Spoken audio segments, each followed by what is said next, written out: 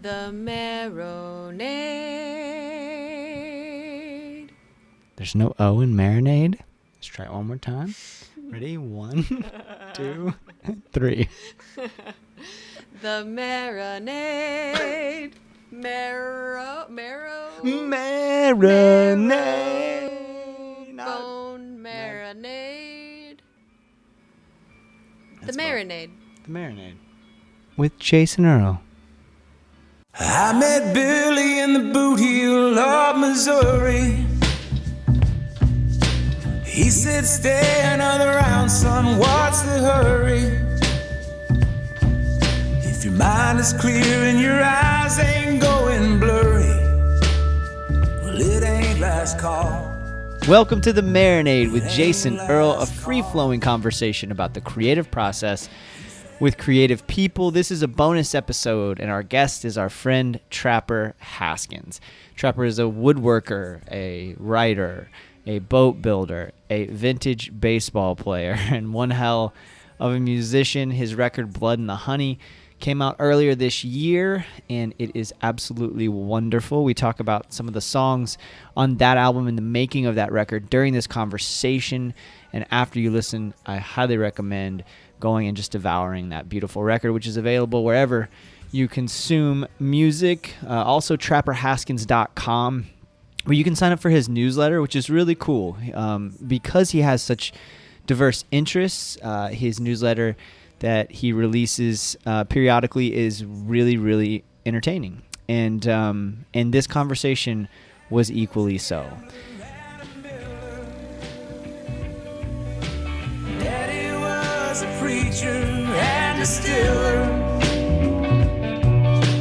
Every man's born with both a saint and killer beneath his skin, somewhere within.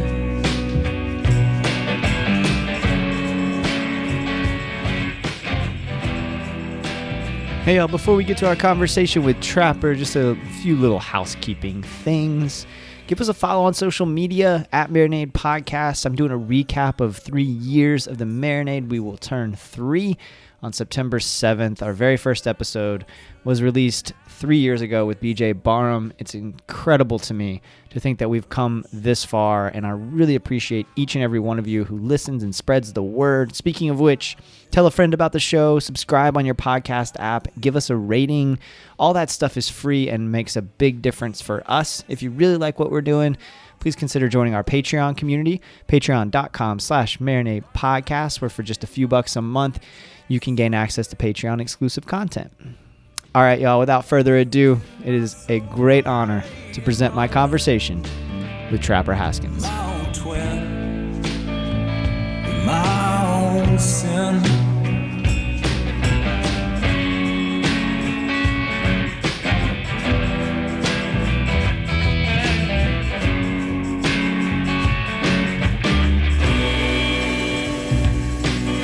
He said I shed no tears for brother or Belinda. It was a time when I was quite a heller. I put my fist right through that plate glass window. Hey, buddy. How's it going? It's going good. It's going good, man. I'm just sweeping up some sand. I've got sand all over my house because we just returned from your beautiful state down there, and my kids. Why the hell did you do that? Well, you know, it's funny. We were we had rented a place on the Gulf Coast like months ago. We set this up, and then when everything went to shit, we were sort of thinking, well, we may not get to go down there. And I've got a 10 and a 12-year-old, and as you can imagine, they're they would be very disappointed. But anyways, we were talking with the rental company, and they said, listen, unless the state of Florida closes the beaches, then there's no refund. And so, you know, my wife and I discussed it, and it was either stay home in Tennessee and just eat it, or go down there and try and be very cautious about things, which is what we ended up doing. So, but Yeah, it was. We were masked up the whole time, and Yeah. it was interesting. And I guess we can just dive right in. It is so every time I leave the house is this anxiety riddled experience. Ooh. You know? Yeah. Um, Yeah. And you're in the mid-state, Orlando area? Yeah, I'm in Orlando. Yeah. So it's pretty bad here. I think we had we've been averaging close to 1,000 cases a day here. Just in Orlando or in that county? Yeah, it's like 10,000 statewide. Yeah, in the greater Orlando area, we're averaging somewhere like between 800 and 1,000 cases, and it's just, I mean, like I said, every day is just this anxiety riddled roulette. It's like Yeah, roulette's a really good way of putting it. I definitely felt like when we came down there because we drove home on Monday to Tennessee, and it definitely felt internally like we were kind of dropping into the hot zone. But like I said, when you got, we're just a working class family, and it already put money for the place, and you're sort of weighing, personal safety and stuff against the vacation you promised your kids, and then you roulette's I can't think of a better way of describing it. It definitely feels like you've put your chips down, and the wheel's going to spin, and really all you can do is mask up and try and avoid people. And it was funny because I felt like when we were down on the beach and in the water, I don't know that we as a family were ever any closer than probably 15 feet away from people. I felt like we were really well distanced. It's when you get back up into the town, and the kids want to go get ice cream, and you look in the ice cream store, and there's 30 people in there. No one has a mask, and everyone's 18 inches apart. And I was like, we're just not going in there. I'm sorry, kids. Right. Well, the beach thing is interesting because, we've gone to the beach a couple of times, and I don't have I feel safe every time. I feel totally safe. We're outside. Yeah. We're far away from people. Beaches have gotten a lot of coverage in the press, but, I'm much more worried about people going to restaurants, and my partner manages a fucking restaurant. And so it's like, oh God. So that's another layer, right? Is that if she doesn't go to work, she doesn't get paid.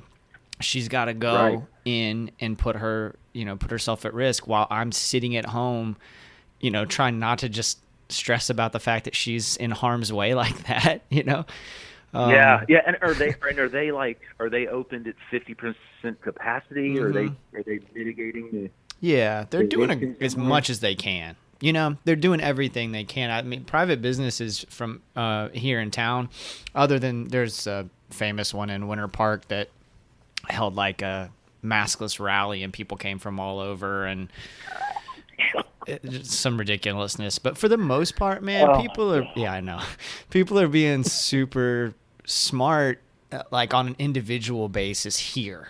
Right. So Orlando is not representative of the rest of Florida, though, in so many ways. But people are being really good on an individual basis, except for these motherfuckers who are man, if I'm in the grocery store, I know exactly what I need to get. I know I'm going to grab it. I'm going to go. And these folks who are leisurely shopping for groceries right now are a special kind of psychotic. I don't understand. Yeah, it definitely feels like when you go to a store for something, it definitely feels more like a mission than an errand these days. You know what I mean? You gotta get in and get out, and you just go ahead and get your way around it quickly. And again, it's all about minimizing the risk that you expose yourself to, because. I'm not a hypochondriac, but I am diabetic, and so the whole, I feel like I've got another layer of risk there, so it worries me to death. So and the thing you said, weird world. the being diabetic, but also the other challenge that for you that I have so much empathy for folks with kids. I don't have kids, so it's a different level, you know, like the concern that you must feel and the way you have to navigate. And like you said, and balance is one of the things I wanted to talk to you about, because you do so much, and I want to talk about how you balance it all with a family, and the balance in this case of the safety of your family with also like your kids are at this critical stage in their lives, and you want them to be able to have the experiences that they need to have, socialization and trips and all that kind of stuff. And at the same time, the responsibility that you have to keep them safe, like balance in general. I let's kind of get to that direction, so we're not just talking about the fucking pandemic. But how are you, like, how do you think about balance in your life? You have all these different interests. You have your family. You have your work. How do you structure your life so that you can maintain that balance? Well, I think my wife would probably argue that I'm always struggling to maintain that balance. I mean, I've got a wood shop. Mm-hmm. I play music.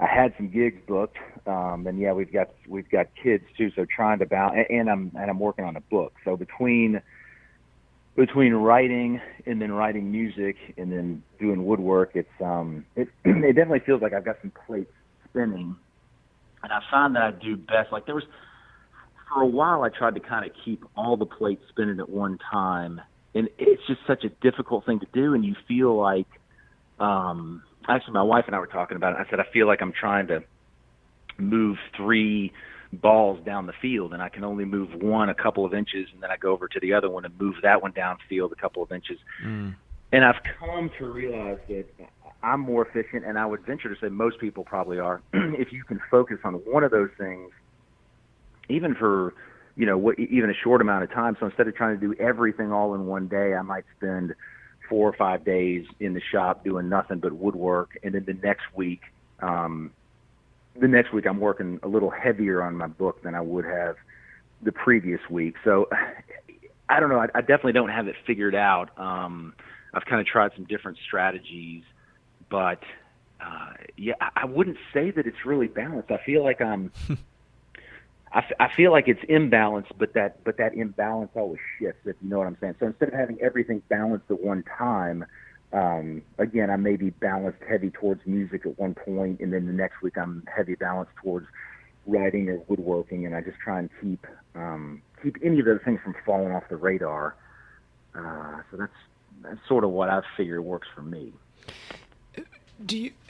So a couple questions from that. Do you have, like, because I guess one of the things that causes that imbalance would be most of your creative pursuits are pretty solitary, right? Like, yeah. Because I was just thinking as you were saying that, is there some way to have kind of a team approach to it, or to get other people involved to help you with some of these things? But I guess other than maybe woodworking, and I don't know enough about what you do with woodworking to really speak to that, but other than that, I mean, songwriting is a pretty solitary thing. Writing a novel is a 100% solitary thing. So yeah. I guess unless you clone yourself. Well, I mean, yeah. So here's the thing, not to bring it back to the pandemic, but I really feel like, so I'm working on this book, but I had a biweekly writing group that I got together with at the Spring Hill Arts Council here. And so we would get together and critique each other's work and talk about writing techniques and that kind of stuff. And With the pandemic, that whole thing has kind of gone away, and we're just all in a holding pattern, waiting for clearance or whatever to kind of get back together and do that. And as far as songwriting, I know you've done some open mics. I still play quite a few open mics. And so while songwriting is a solitary thing, I definitely feel like there's a huge benefit to songwriters getting together and sharing their stuff on stage. And again, with the pandemic, we haven't been able to do that either. Yeah. So a lot of the things that I pursue, they're kind of they're solitary, I guess, in their initial creation, but I definitely share them through that sort of production. You know, after the initial creation, I kind of share it before it becomes fully fleshed out, and I haven't been able to share it in the same way since the pandemic, which is kind of, you know, it's made things, like you said, a little more solitary. Now with the woodworking, that's really a solitary pursuit. I do some stuff in people's homes. Sometimes I'll do some custom woodwork, but I've really backed off on doing that and focus more on furniture and just some sculpture and stuff that I'm building in the shop. And I don't have any employees in the wood shop, so it's just me and some headphones listening to the podcast and running the machinery out there. So that's, in a lot of ways, that's almost the most solitary thing I do is being in the wood shop, because you're with the headphones on and the machinery running. It's just me in my own head. So when you're in that kind of space, and you're kind of cutting in and out, Trapper. I don't know if it's. Oh gosh, I'm sorry. That's okay. It moves. Sometimes you're super clear, and then you're kind of muffled is a better word.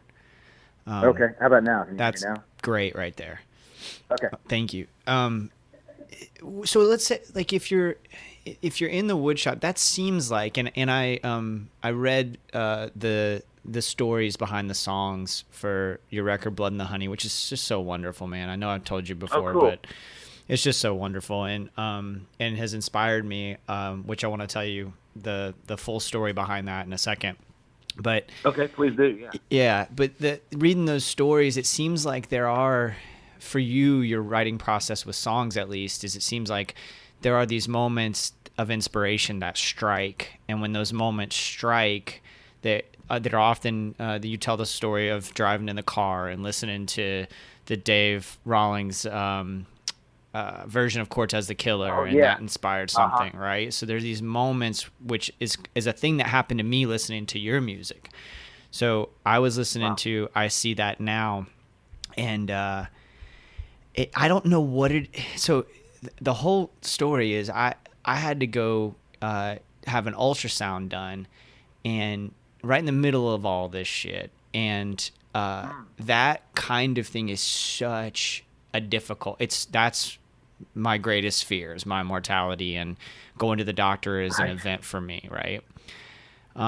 Same. Yeah, it's huge. So it's like that. I was sitting in the parking lot and just talking, and it's just an ultrasound, right? It shouldn't be that big of a deal, but it is for me. Right. It just is. And so I had to, like, really give myself a pep talk, and I was listening to your record as I was sitting there, and I was giving myself a pep talk, and I See That Now came in, and I started writing down some lyrics, and those lyrics did not end up becoming a part of a song, but the melody inspired me to then go back and rework a song I've been working on for a year. And I just, I love this song. It just hasn't made sense. Like, I can't find the melody. That's not how my brain works. It's a poem, and then I try to cram that into a melody. You know, like that's how my brain processes the songwriting experience. And something about your tune just unlocked something in my brain, and now I'm so happy with this song. It's finally where I wanted it. So I had that similar kind of moment to what you were going through. With that, when I was listening to Cortez the Killer. Yeah. Yeah. Yeah. It's funny, when I was a kid, my parents aren't musical, but my dad, he started playing guitar about the same time I did. So I was 8, 9 when I started playing, and he had a guitar that he bought, and then he bought a bunch of songbooks to go with it, Dylan and Crosby, Stills and Nash and all this stuff.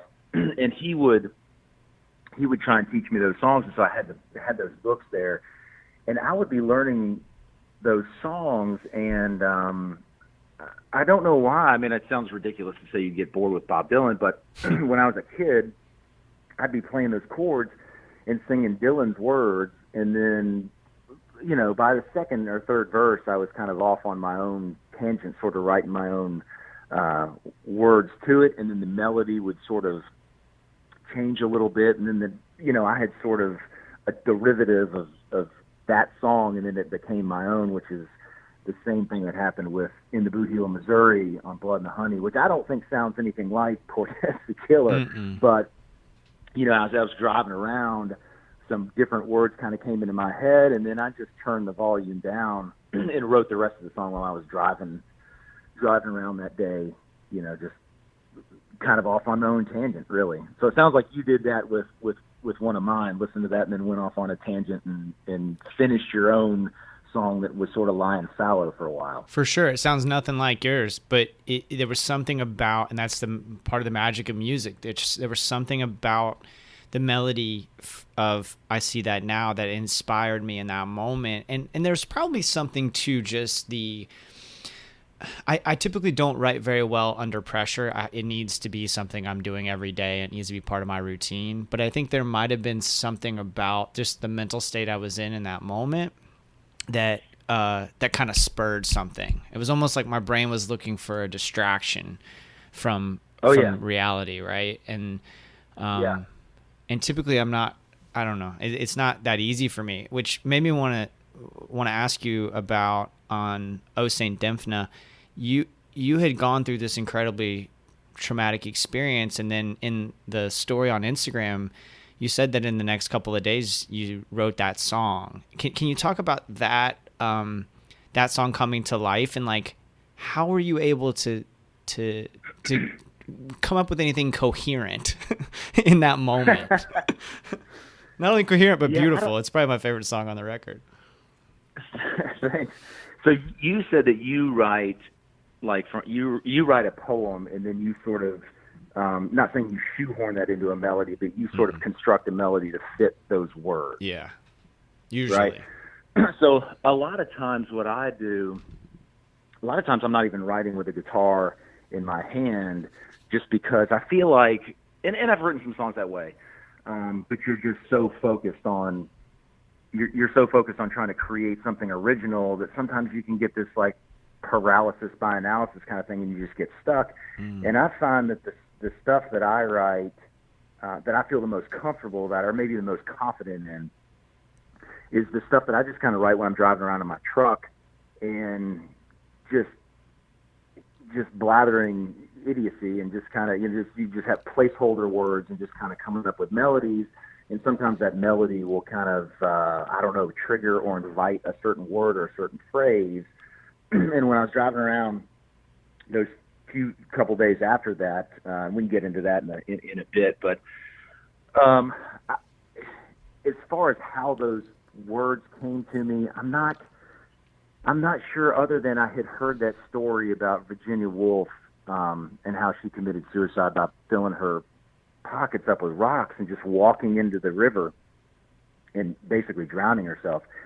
And coming through what I had come through, I think in earlier years I might have listened to that and been like, wow, that's a really kind of cool, morbid story. But after this, I kind of, I connected with it in a very visceral way. And so that was maybe the first line that I wrote, was that one. It ended up being in the second verse. But I just, going to job sites or going to the studio or whatever I was doing the week after I went to Vanderbilt, I just kept the radio off, which I don't always do, but I just kept the radio off, and I just kind of went round and round with some lyrics. And a lot of times I'll write enough lyrics to fill the song up, and then that will be it. And this was one of the few times that I wrote far more lyrics that ended up in the song. There was probably 3 or 4 verses, and then I cut it down to 2, just the 2 that kind of really felt like they would be a gut punch. And there was some stuff that I cut out of that. But something about driving around and not hitting the keys on a keyboard or not playing the notes on the guitar, something about just driving around and letting your subconscious sort of wander around, and then letting that stuff unfiltered just come out of your mouth. If I get something that I think is good, I'll just pick up the phone and I'll hit the little, like a voice memo app, and just record it. And it's full, my voice memo app is full of stuff that I would be completely embarrassed if somebody got a hold of my phone and played them all. But there's nuggets of stuff in there that I'm confident will become a song at some point, and if those lyrics don't become a part of a song, the melody will, or maybe vice versa. Maybe the melody gets buried somewhere, and I pull those lyrics into a different song. But it's interesting to me that you can write the words on paper and then come up with a melody. That's something I've tried to do in the past, and I can't make it work. Like, the words and melody generally come at the same time. Yeah. And like I said, a lot of that time I'm not even holding an instrument, and I'm on the interstate. Well, I think that probably comes from my family's isn't really musical at all either. And no, like, to the point where my parents and grandparents don't know anybody in the family who plays an instrument. Like, I'm the only one. So I grew up listening to lots of music, and it hit me in a certain way, but I didn't pick up the guitar till I was probably 15 or 16, and then I didn't really start playing it until I was somewhere around 18, 19. And then there was like a 10-year period where I just plateaued. Like, same 5 or 6 chords that I felt comfortable with, maybe 7, and just plateaued. And a lot of that was not feeling comfortable taking risks, creative risks, because of ego getting in the way, which I think is why I am only recently starting to try it the other way, like you were talking about, with like nonsense sounds or whatever. And that's how so many, Kevin Kinney writes that way, Jeff Tweedy writes that way, so many people do. I think for me, even if no one's listening, for so many years, I would feel self-conscious about something like that and think it was silly. So it's like a rewiring. Does that make sense? It's like a rewiring of my brain that I'm going through. It makes total sense. And from a writing standpoint, not a music standpoint, but I know you've heard is it Anne Lamott who says you got to give yourself permission to write a shitty first draft. Yeah, that's great. That's so important. So it's, if you're trying to write a book and you keep erasing that sentence until it's a perfect sentence and then you move on, it's gonna take you decades to produce anything. And by the time you get to the end of it, you'll have a different voice than you did at the beginning. So I think of those two things the same way with songwriting and with writing. You got to give yourself permission to just write a shitty first draft, because you can't edit something that's not on the paper, or you can't edit a song that's not been written. You know what I mean? So I'm curious, did you ever, when you plateaued, did you ever put it down, or did you just plow through those years just playing the same stuff? Because I would think I would probably be tempted to, I don't know, I feel like I might be tempted to put it down, get kind of frustrated. Yeah. I don't think there was any frustration. I think there was ambivalence for a while toward the creative part of it. I think I never stopped voraciously consuming music. But honestly, man, until I moved to Orlando, until I met Chris, really, and the world she was in, because Chris is an artist, and we met because she was a singer in a band. And cool. Yeah, cool. She was on stage, and I was completely taken by her, and you were smitten. Yeah, I was smitten. Exactly. And yeah, everybody was like, of course you ended up with a singer in a soul band.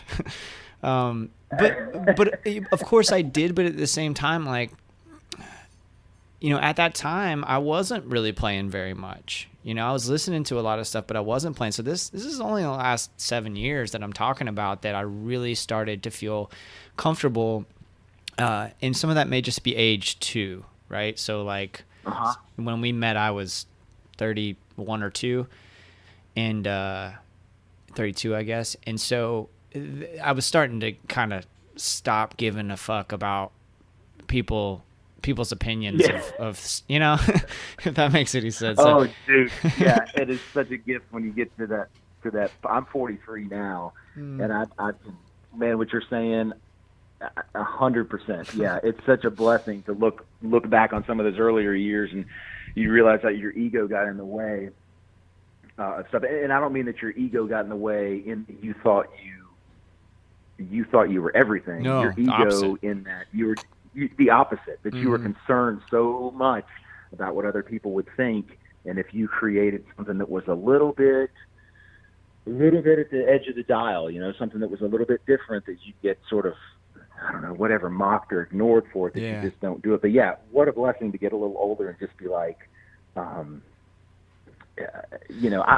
said when we put out this record, I said to Rye Evans, who's the producer and the engineer in it, I said, I want people to hear it because I think it deserves to be heard, but I don't really.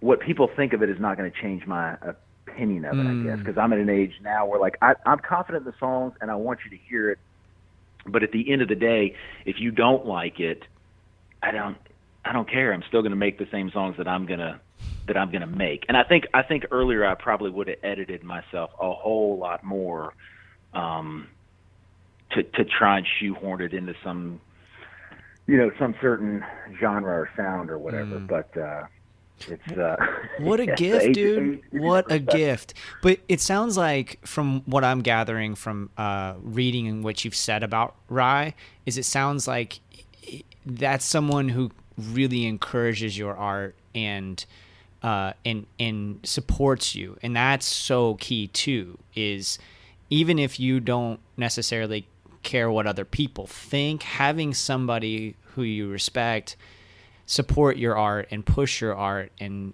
encourage you to make that stuff is so huge. Yeah, I care what he thinks. I'll Right. be honest about that. I definitely care what he thinks. And Rye, and I've told him this in a lot of ways, is responsible for Blood and the Honey getting made, because he and we had a band years ago as Trapper Haskins and the Bitter Swill, and we put out 2 records in 2009 and 10. And then my world just kind of turned upside down with some stuff, and I had written some songs in the early 2000 teens, and about the time, it would have been 2016, 17. Ryan and I were talking. He called me up one day and he's like, "Listen, man, I don't want you to let these songs die on the vine. Let's make this record. And even if we have to space it out over weeks and months or even years, let's make this record." And so I was working at the time. I was working an office job. It was the one and only office job I've ever had in my life. And so he and I had a standing appointment every Thursday night. I would leave the office and go to his studio, and we'd be in there sometimes till 1, 2, 2:30 in the morning, recording some stuff, and I'd and I would saunter into work the next day a little tired, but having moved the needle on the record just a little bit. So yeah, it's important to have people who encourage what you're doing. I definitely don't mean it to sound like I want to exist in a vacuum and just make what I want to make. Right. I guess more what I mean is I want to record the stuff that I'm writing, and I don't want to edit myself to someone else's liking. But I definitely want somebody and need somebody like Rye who says, "I believe in what you're doing. I want to help you out. We should continue to do this," which is what he did, and God bless him for it, because I don't know that Blood and Honey would have gotten made without his insistence. That's awesome. And I think, I kind of want to explore that a little bit more, because I think recently my attitude was always that it's not, if you don't like a place, a physical place that you're living in, that it's you and not the place. That was always kind of my thought about things. And that's part of what really ramped up my writing, was that I was living in a place that kind of sucked. And I thought, this can't suck that bad. Like, there's got to be an element of me not reacting well to this place, right? Like, Yeah. It can't be the place's fault that I'm not happy right now. And so Right. I started a blog where I would go out and seek interesting things, right? And so I would write about those things. And it's kind of like a travel blog, but for a small town, Okay. And that kind of snowballed into other things. And recently what I've been thinking about, especially fucking pandemic, especially with the pandemic, I've been thinking about like, place does matter though, right? So it's both. It's both the the atmosphere you're in, the environment that you're in impacts you, and you can only control your reaction to that environment. It's a both and thing, and I think I previously thought about it as either or, but yeah, but that's the difference. I think about where I'm at right now in my life, is that, you know, in that place I mentioned earlier, I remember I used to carry around a journal, which I still do, and this was probably like 2007, 8. I'm talking about when I first started carrying around a journal everywhere I go, and I was out with some buddies, and we were having beers, and I had a thought, and I wrote down the thought, and my buddy, who was like the most progressive amongst the group, said, dude, what are you doing? And I was like, well, I had an idea. I was writing down the idea. You know, I carry this journal with me all the time. And he's like, do you take that with you when I was single. He's like, do you take that with you when you go on dates? And I'm like, yeah, of course. I take it with me all the time. And he was like, that is such a stupid idea. Like, you look like an idiot. And I thought, well, first of all, why are these people my friends? Yeah. Secondly, what am I doing in this place? You know? Yeah. Yep. That's a pretty small-minded reaction. And dude, I'm telling you, this is the guy who was like the more open-minded of my friends, and a guy who opened my mind in a lot of ways and made me see some bad attitudes that I have and negative attitudes that I had that I've worked on, you know? So that kind of stuff though, and at that point I would have been 26 or 7 years old. But like, that kind of thing can really have a detrimental impact on your creative journey. But if you're in an environment where you've got somebody who's saying, hey man, Thursday we got a standing date, we're hanging out, we're getting this work done, we're going to get in the studio, we're going to put this down because this matters. That's huge. It makes such a difference.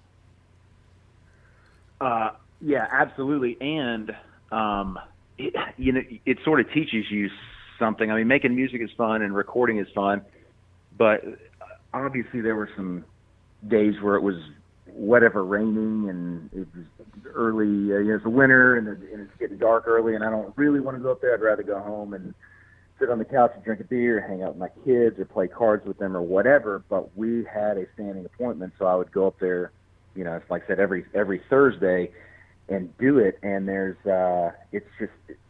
something to be said for, you have that goal. So you create a plan. The plan was every Thursday we're going to work on this thing. And then you just have to work that plan. You can't just work on it when you feel like it. You've got to, we had an understanding that we were both going to be, he's a welder. So he'd worked all day welding. There's probably some days when he didn't feel like working on it. But we had committed to each other that we were going to be there every Thursday night to work on the thing for a few hours. And it's sort of, you're a runner, so you know that term, the pain cave. You just sort of, you're going to get in the pain cave, and you're just gonna do it whether you feel like doing it or not. So, oh man, I think that, I think I had a tendency in the past to sort of, like I'm an Enneagram type 7, so I get 10,000 hobbies, and I kind of get lost in them all sometimes, and have have in the past had a hard time finishing some of them, because you get in that messy middle. You get in that messy middle where you're not necessarily near the end, and you don't have the same excitement that you did at the beginning, and it's easy in that lull in the middle to just kind of drop off. And this, and doing some of the athletic stuff that I've done, has sort of taught me you've got to push through that middle part if you ever want to see the end. So that's you gotta get in the pain cave and just go. That's great. There's so many parallels. I just read Haruki Murakami's What I Talk About When I Talk About Running. Have you ever read that? Oh man, yeah, no, that's on my list. That's on my list. You got to. Yeah. there's such a parallel between running and the creative process that really resonates with me. What you just said about finishing. One of the smartest guys I know, somebody said about him one time, and I don't think this is true of him anymore, which is why I'm saying it. But said, he could do anything he wants, but he just can't finish anything. He's just constantly working on some new project, and that new project never comes to fruition. And I think he's worked on that in recent years, and is now getting to a place where he is finishing things. But the lessons learned from running, especially when you talk about, you've run marathons, like the distance, the mental discipline it takes to get up and do that work every day, and then to finish, especially after, I read what you wrote about, like that 22-mile mark, that magic 22-mile mark. Oh, man. When that bear jumps on your back, and I think that can be so true. I think, I wanted to ask you about your book, because you made so much progress, and you talked recently somewhere in your many outlets, and folks who are listening should go to trapperhaskins.com, and then also follow you on socials, because I think you put out some really useful stuff, especially for people who are going through the creative process. It's really helpful to see you post like word counts. You do that fairly often, where you're like, I got to this milestone or that milestone. Right. Because I think I'm at mile 22 of my novel that I've been working on for about a year. Oh, nice. Yeah. Nice. Yeah, but the bear's on my back, right? So I am slogging along, right? Like just barely putting that step in front of the other. And what I'm finding is something relates to what you said earlier. And so I want to hear, like, if you can relate to this, and if so, what you do about it. Is that I'm now finding myself being especially critical. Whereas when I first started the thing, it was so exciting, and I had my plan, and I was going along with it, and then it went in different directions I didn't expect it to go. And that was fine, because I enjoyed those tangents, and I that's what the characters needed, and that's where it was going. But now that I'm this far along, and I don't know why. I don't know if it's just what's going on in the world right now. I don't know if it's how I'm just feeling more generally. But now that I can see the finish line, I can feel the finish line, and everything. I'm hypercritical all of a sudden.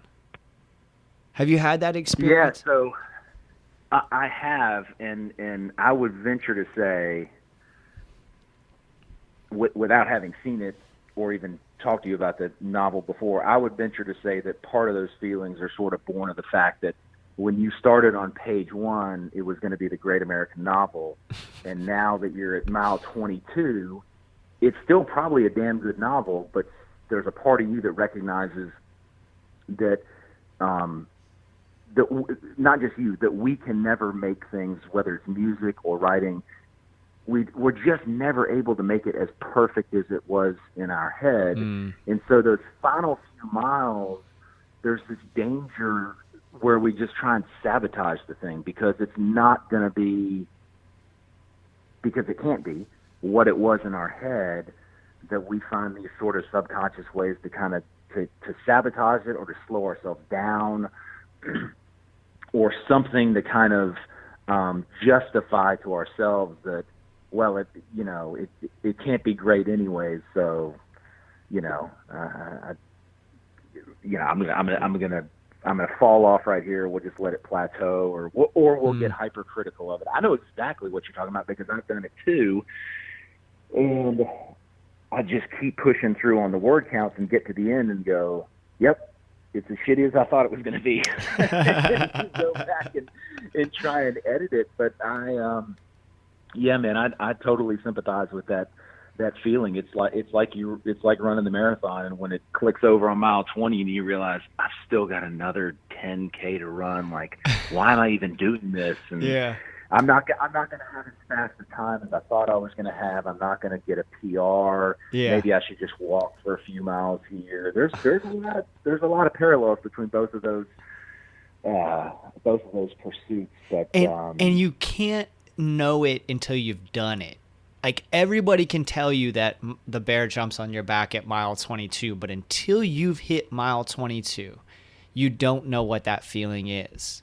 Like, you know? Oh, the muscle fatigue, the mental fatigue, the sort of regret that comes crashing down on you. Like, you realize, like, I paid money to do this, and I have never felt this physically shitty in my life. Like, what am I doing out here? But a couple miles later, you cross that finish line, and I don't know about you, but I broke down in tears the first marathon I did when I crossed the finish line. I cried for 20 minutes. It feels like you have, it feels like you've gotten to the top of a mountain. It doesn't matter how long it took you to get there. The fact that you got there when probably 12 months before, you're like, there's no way somebody can run 26 miles. Yeah. And then you're doing it. It's just such a monumental feeling. So, yeah, no, 100%. I don't know what led us down that road, but yeah, it's there's some similarities for sure. Yeah, and the other impacts, I think once you've gone through it, once you've done it, then you can look back, of course, with fresh eyes and see it differently and understand some things. But I didn't really realize what an impact me running a marathon would have on the people in my life also, because you're going through so much emotionally as you prepare for it, and then the race itself is so emotional. Like you said, at the end, I just completely broke down. That and during it, you have these moments where you're like replaying just moments of your life, and like that second half of the race, man, I was in my own head about like all these different moments in my life. And I think, again, there's so many times during the writing of the novel where that happens, because these characters aren't me, but so much of me is going to be in these characters, and so much of my experience is going to be in these characters. And so there are these moments where I'm writing about this guy or about this girl, and I'm thinking about either my own life or a good friend who I've lost, or all these heavy things. And I think a very similar thing happens when you're running a marathon, where I say probably mile 18 is where things really started to get tough for me. And same. Yeah, 18 was like, I remember my legs just stopping working. I mean, they were still moving, but I didn't feel like I had any real control over what they were doing. Right. Yeah. And at that moment, I started to just think about like nasty things I might have thought or said to people, and like all this heavy stuff, that also comes up in the creative process, if you're deep into it. Yeah, that's interesting. I guess I had a similar experience, and it's like, for me, 18 to 20, those are difficult miles, and like I said, after you cross 20, you're kind of counting down at that point. You've crossed into the 20s and you're counting down. But yeah, definitely that 18 to 20 hole, and really that latter half of the race entirely, you sort of, and like you said, I don't know why it is, but your body at that point is just kind of on autopilot, chugging along. And unless you've got some earbuds in and you're listening to a book or you're listening to some music, your mind's already had 2-3 hours, depending on how fast you are, to sort of conjure up all these whatever regrets and mistakes. And you can definitely find, once your body's on autopilot, your mind can sort of dwell on these certain things that sort of spiral around. And it's you can't know what it feels like until you've done it. It's a weird headspace that you get in late on in an endurance race like that. Those and triathlons and doing some cycling, some centuries and stuff, those sort of things they kind of mess with your head a little bit. Well, so what does, taking that back to the novel writing process or the book writing, is your book a novel? No, my book is it's kind of a memoir travelogue.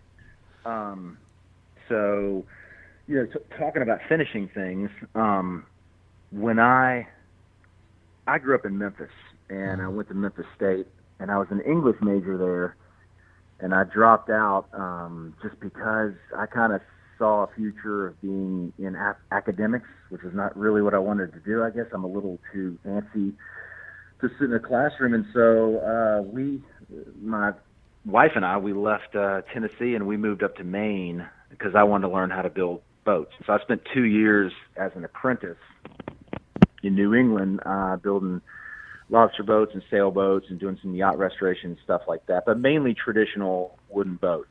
Well, anyways, in that time, we built this 18-foot rowboat.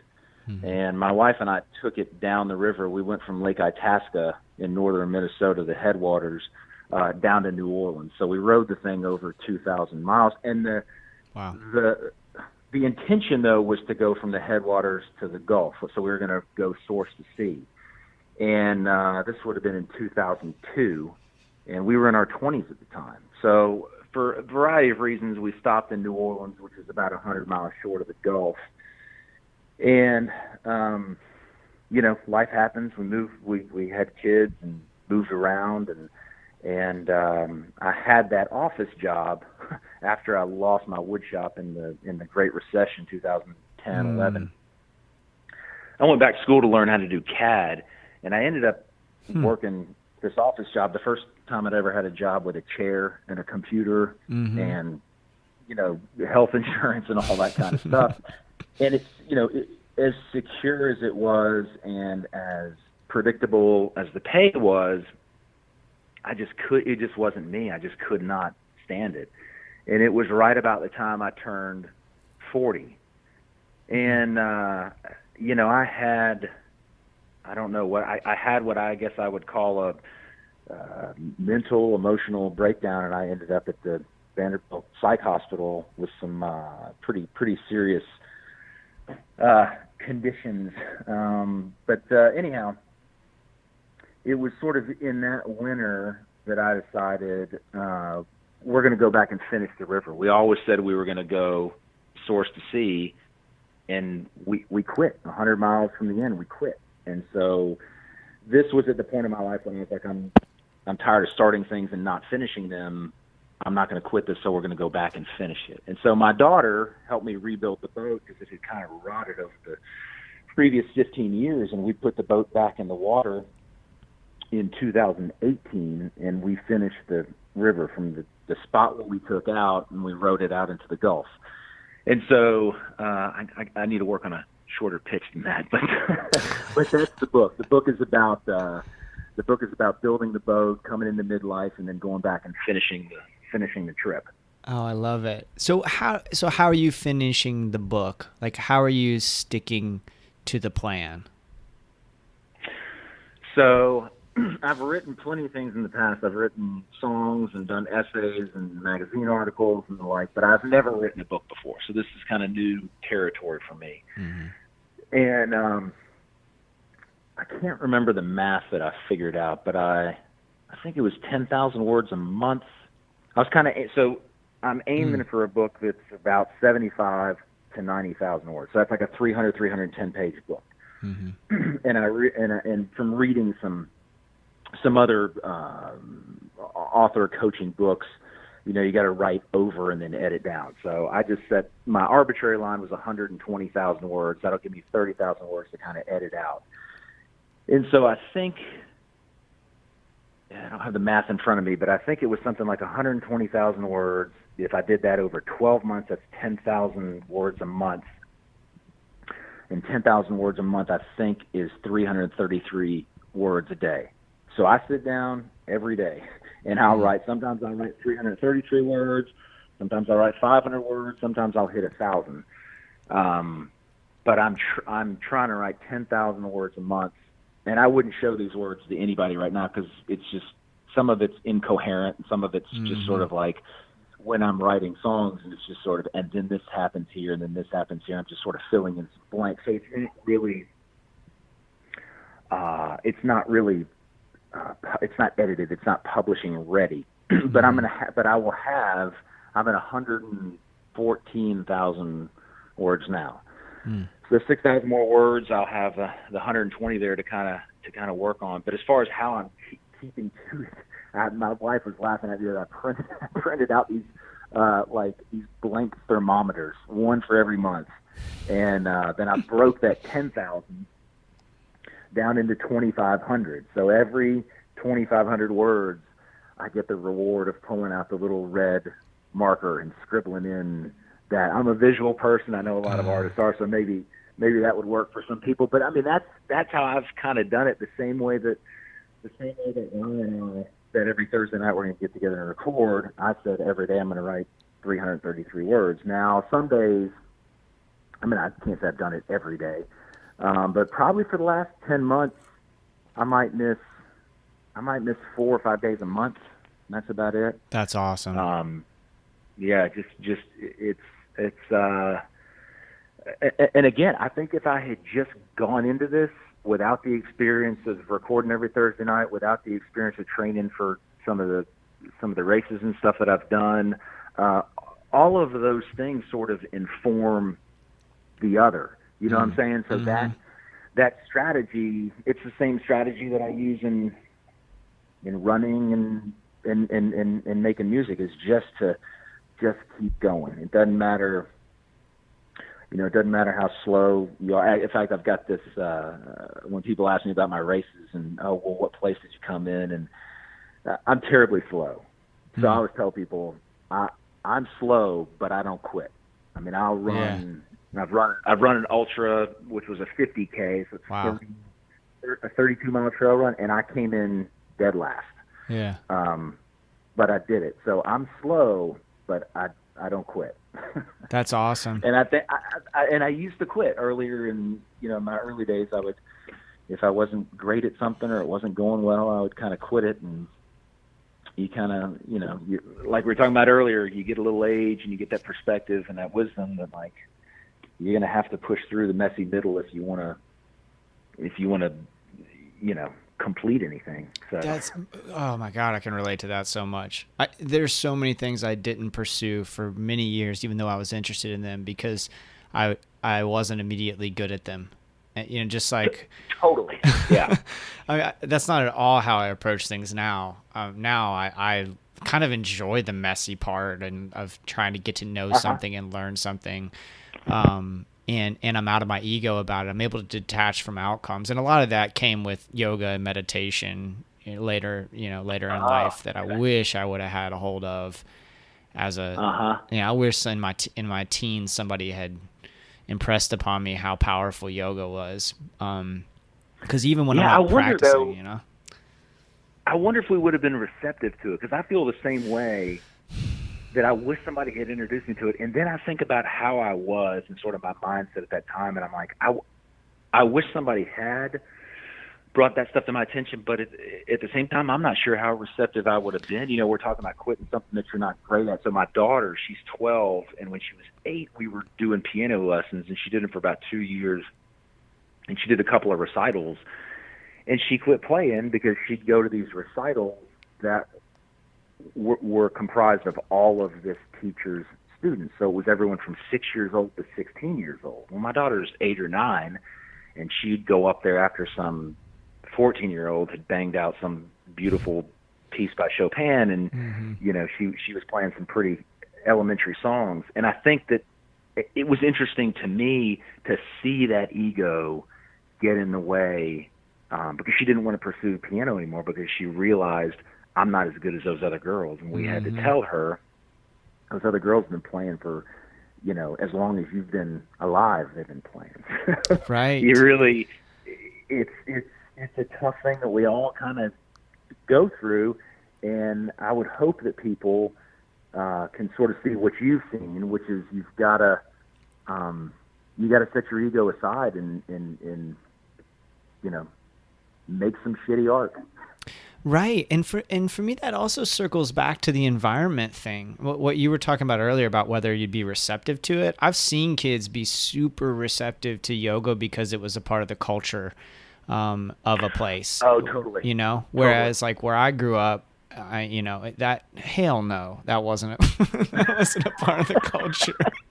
You would have been I would have been, somebody would have said that that I was gay, and they would have used that as a derogatory term, and just all kinds of awful shit, you know. Yep. But or they would have connected it back to they'd have connected it to some kind of witchcraft or some kind of right. You know, Satan. They'd have called it satanic. Didn't approve of. Yeah. If it's not Protestant, it's satanic, is what, was the message that I was told. Yeah. I grew up in Memphis, and it's I got much of the same sort of feedback growing up, and I was raised in a Protestant church, but I don't know that I knew anybody. I think my mother did yoga, but she sort of kept it. It was not an advertised thing, you know what I mean? Of course, in those days, a yoga mat was something. I don't know where she would have even bought a yoga mat back in the 80s in Memphis, and they certainly didn't have yoga pants and all the other accoutrements that go with it. Yeah. There was no yoga studio in Memphis growing up. Right. Well, Instagram influencers wearing yoga pants in Memphis in 1989. Mm-hmm. No, sir. No, sir. Man. Dude, we're coming up. I can't believe this. We've been talking for almost an hour, and I've been wanting to ask you before I let you go about your love of vintage baseball. What, like, I'm a baseball fanatic. It was the only thing I cared about growing up. It was baseball and girls were the only things that mattered to me for many years of my life. And then I got away from it for a long time, and then I coached a little bit and started playing softball. Cool. Yeah, like did some other, I dip my toe in there sometimes, but recently, like in recent years, I've started to actively watch games again and all that kind of stuff, like really, really get more involved. And, but you have a very specific passion. Can you talk about that? Sure. Yeah. So I've always been a baseball fan.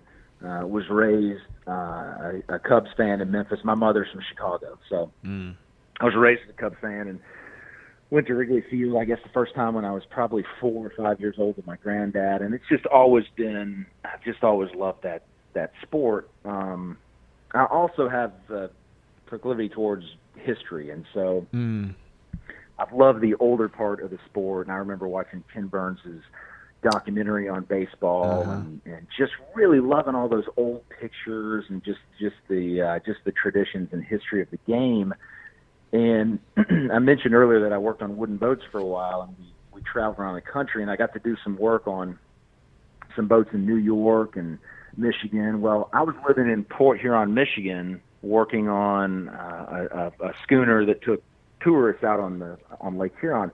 And at the library one day, there was a poster on the door that if you wanted to learn how to play vintage baseball, come to the park. And the artwork on the poster was, the dude with the old uniform with the short bill hat and the shirt with the shield on the front. And I said, I got to see what this is about.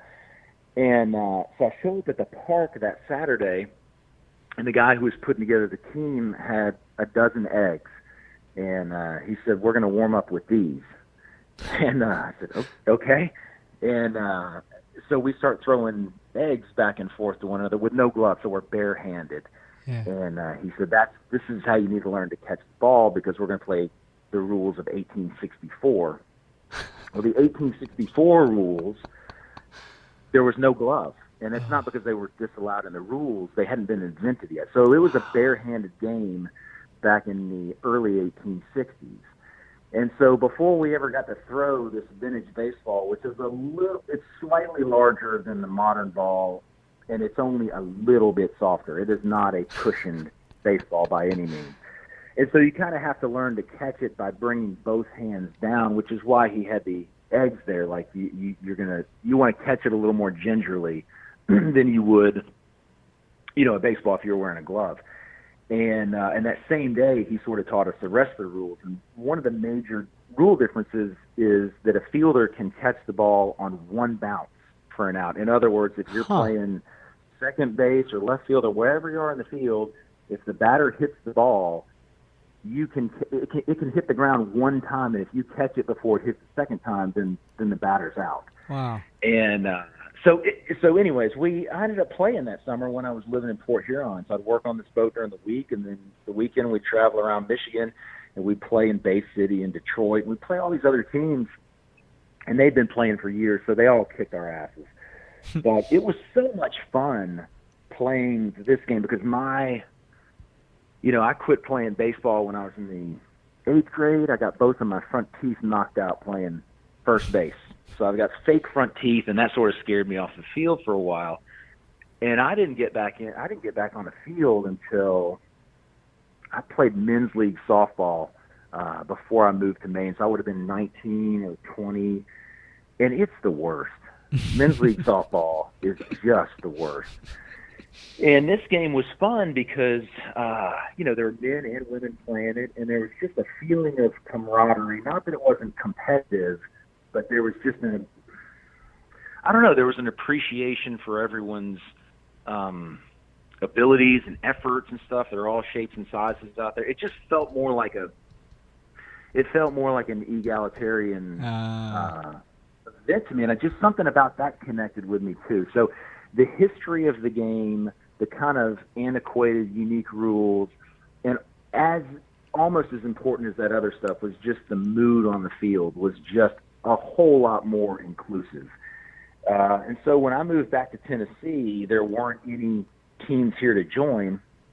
So myself and another guy that I met, we got together and we started the Tennessee Association of Vintage Baseball back in 2013, and we've been playing at historic sites all over Tennessee since then. So we play by the old rules, we use the old language, and we wear incredibly hot wool uniforms. Well, I saw you're a part of an ad campaign, right? Yeah.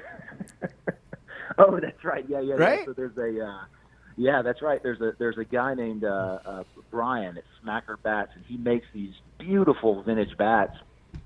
He used to live here outside of town in Murfreesboro, but he's moved to Arizona to be closer to spring training and closer to some of the year-round baseball. But he and I had become friends while he lived here, and I've got a pair of mutton chops hanging off the side of my face, and so he said, you'd be a pretty good candidate for my ad campaign. So I got to be the model. This is the only time in my life I've been a model for any kind of campaign. That's awesome, man. But yeah, that was me. Last one, and then I'll let you go. And thank you so much for your time. This has been such good medicine and so much fun, man. Likewise. Thank you so much. Yeah, for sure. My pleasure. What, like we always end, what are you getting down on? What have you been listening to or reading, or what art's got you fired up right now? Man, I love Phoebe Bridgers' Yeah. new record, Yes. Punisher, I think it's called. Yes. And before that deal she did with Conor Oberst, Better Oblivion Community Center, I still spin that one pretty often. I love the new John Moreland and the new Brian Fallon, LP5 and Local Honey. Birds of Chicago, they've been around for a while. I don't know, sometimes, and I'm sure you're like this too, you get introduced to a band and you're just like, how the hell did I not hear about these guys before? Yeah.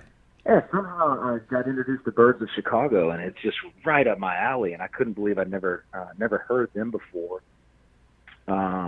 Mercy Bell, she's a Nashville songwriter, and she's got this song called Chocolate Milk and Whiskey that I love her whole record, but that song, oh man, it's a cute title, but like the lyrics just they just wreck you. It's so good. And let's see. Wow, that's great. I love His Golden Messenger. That was before the world turned upside down. The last show I saw was His Golden Messenger at Basement East in Nashville. And a few weeks later, it got hit by the tornado. And then right on the heels of that was COVID. So that was my last live music experience experience as an audience member would have been his Golden Messenger. But he's great live too. I'm reading. I just read Late Migrations, which is by Margaret Wrinkle. She's a Nashville writer. Okay. Let's see. You talk on your podcast some about anxiety and dealing with some existential dread and those sort of things. Man, one of my favorite books on that, Scott Stossel wrote a book called My Age of Anxiety.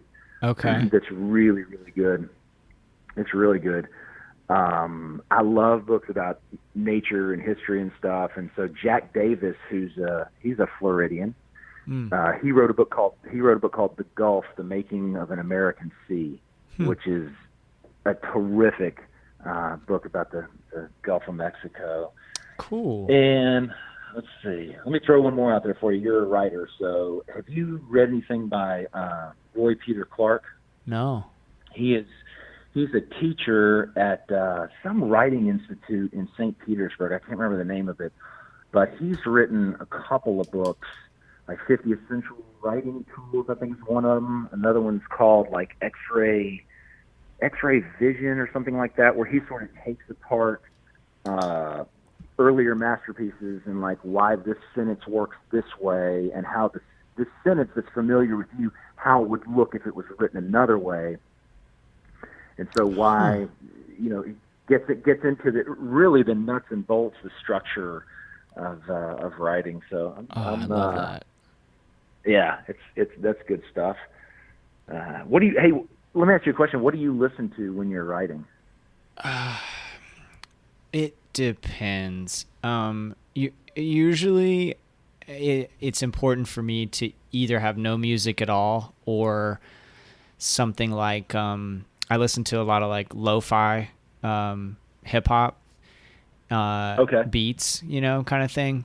Yeah. Because if the thing about the way I consume music is, if lyrics are involved, I'm gonna be involved in the lyrics, and it's difficult. I'm not good at doing two things at once. I like if Chris and I go out to dinner, for example, I would really rather there not be sports on TV because I'm gonna want to watch that sports. You'll get drawn in. Yeah. Yep.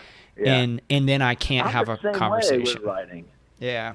Yeah. No, I can't do lyrics, but I don't know. I've tried to listen to some of that lo-fi beats and stuff when I'm writing, but I think even anything with like a hard rhythm, even that kind of gets me. I think it affects just like the cadence of the syllables. So I feel like I'm always on the search for some kind of like ambient instrumental stuff, and like I've listened to Zoe Keating and Max Richter and stuff like that when I'm writing, but I'm always looking for I didn't come up in that kind of music, so I always feel like the new kid kind of searching around for some ambient instrumental stuff. So I'm always looking for new stuff to kind of put on the Spotify. Yeah, Elliot Bronson was on the show a little while ago, and he was talking about. You ever listen to Elliot, his music? No, man. What Elliot Bronson? He's a dear sweet man and a damn fine songwriter. His new record comes out later this month, and it's phenomenal. It's so good, and go listen to that episode when you're in the shop next time. And check out like what he has to say and the whole stories behind it. But he's got two records. One of them is called James, and one of them I think is a self-titled record that are both worth your time. And he was saying that he's been listening to a lot of ambient. He just throws on, like on Spotify, he just turns on a station. And so that has been my morning routine during my morning pages lately, especially as I'm trying to get my two puppies to calm down so I can do something. Is I'll play some ambient music and it seems to chill them out, but I don't know any of the artists, Huh? The ambient music, it chills the dogs out? It does, yeah, it does. Nice. I used to do when we had Nonsense. Nonsense is a year old now. When we first got her, she was crazy. She's got terrier and miniature pinscher in her, so she's just intense all the time. And she is she just will go she'll go and go and go. Like her motor just never runs out of energy. And jazz would calm her down. I even put on Twitter for a while. I would like hashtag nonsense the jazz critic dog, and we would like whatever we were listening to that day. I would put, because I could like it affected her mood. I could see certain music really calmed her down, and some didn't. Some got her all fired up. But with the new one, Conundrum, he's more chill, and he seems to like the ambient music. It seems to chill him out. Okay, maybe I should try that on my kids, because they're 10 and 12, and there's a lot of similarities between organisms where their motor is always running and they never will shut up or sit down. That's and those are two very different ages too. I mean, they're only a couple years apart, but a 12-year-old is so different from a 10-year-old. Well, that's true. The 12-year-old is a girl, and we joke that she's 12 going on 22, and my son is 10 going on about 6. So that's funny. The maturity level between a 10-year-old boy and a 12-year-old girl is it's always a source of entertainment, but also frustration. That's funny. Yeah, our niece is like that. She's 12, or she'll be 12 soon, and I guess she's 11 actually, but it certainly seems like she's 25 years old. It's amazing. Yeah, preteen girls especially, that they have a maturity that I don't know. They have a maturity that the young boys don't seem to have. I don't know. Right. God, that's a whole nother podcast. Oh my gosh. Dude, this has been such a pleasure. Thank you so much. Thank you for reaching out in the first place, however long ago, and being a part of this whole Marinade thing. And thank you for spreading the word, and thank you for your beautiful record, and thank you for your time, man. This was such a pleasure. Absolutely, proud to be a part of it, and I love the podcast and following the stuff you post. So I'm honored to be a part of it. I appreciate it. Awesome, man. Well, have a great rest of your day, man. All right, brother. You too. All right. Bye.